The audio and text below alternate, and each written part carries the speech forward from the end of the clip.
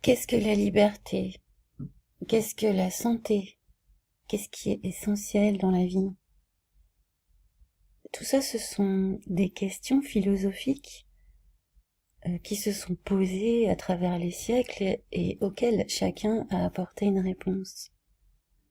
Mais personne ne peut se prévaloir d'avoir la réponse absolue à ces questions et l'imposer aux autres.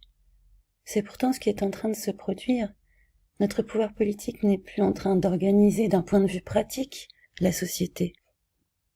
Le pouvoir n'est pas là pour assumer une sorte de gestion du bien public, une répartition équitable, mais désormais s'occupe de morale, car nous sommes entrés dans une dimension morale du pouvoir, où si on obéit au pouvoir, on est altruiste, on est responsable, on acquiert comme par magie, par la magie d'une injection, on acquiert des attributs moraux et éthiques qui nous font nous sentir au-dessus des autres, qui, censément, ne seraient ni responsables, ni altruistes, ni intéressés par autrui.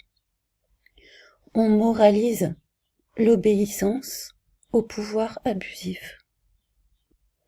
Imposer à quelqu'un sa propre vision de la santé, sa propre vision du bonheur, en fait, c'est vraiment le nom de l'enfer. On va vraiment tout droit en enfer si on commence à ne plus réfléchir à ces questions d'un point de vue personnel. Comme nous sommes dans cette relation d'emprise finalement face au pouvoir politique, politico-scientifique, en tout cas ceux qui se présentent comme les scientifiques, ceux qui se présentent comme les docteurs de la loi, ceux qui se présentent comme ceux qui savent, eh bien ceux qui savent, ceux qui ont des connaissances, ça ne leur confère pas pour autant une autorité morale, une autorité éthique.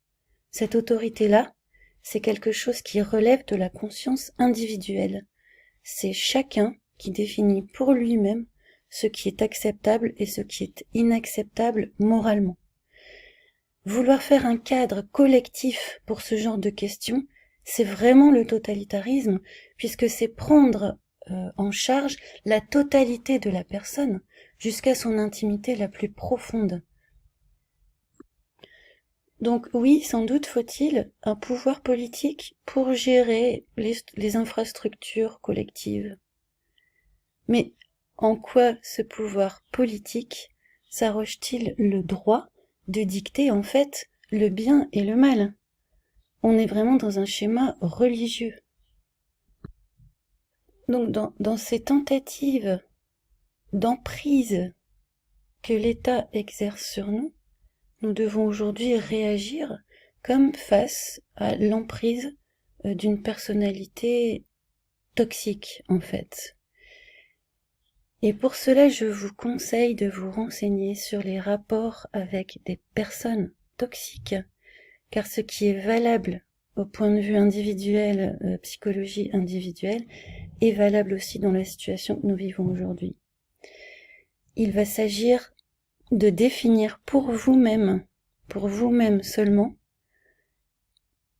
quels sont les points sur lesquels vous êtes d'accord pour céder, pour continuer à vivre en société, pour rester avec les autres, et quelles sont les barrières infranchissables que nous posons. Les questions sur lesquelles on ne délèguera jamais les réponses. Les questions dont nous allons assumer nos positions. Nous allons assumer les réponses que nous allons donner à ces questions intimes, morales, philosophiques. Ces questions-là doivent rester entre nos mains. On ne peut pas les déléguer comme on délègue à quelqu'un le pouvoir de la gestion d'une forêt, par exemple. Puisque là, il s'agit d'éthique, de morale et de conscience.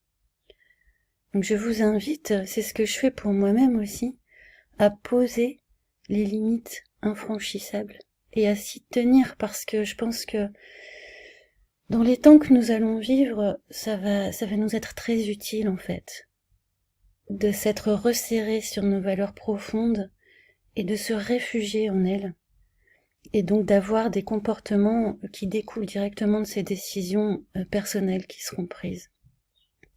Je vous souhaite bon courage. Et pour faire ce travail, je vous donne une référence. Alors voilà, paf, on passe tout de suite au conseil pratique. Pour nous aider dans ce travail, je vous donne une référence. Il s'agit d'une enseignante chercheuse qui explique en fait quelle est la nature des relations toxiques. Et c'est tout à fait ce que nous vivons vis-à-vis de l'État aujourd'hui. Donc, elle décrit les mécanismes de la personnalité narcissique. Donc, vous remplacez simplement par pouvoir narcissique et c'est la même chose.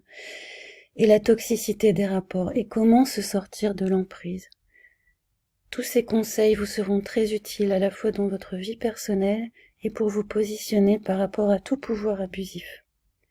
Voilà, je vous souhaite bon courage, je prie pour nous et je vous dis à bientôt. Je vous conseille de prier aussi pour recevoir de la force que vous recevrez. Si vous prenez des décisions justes et claires. Salut!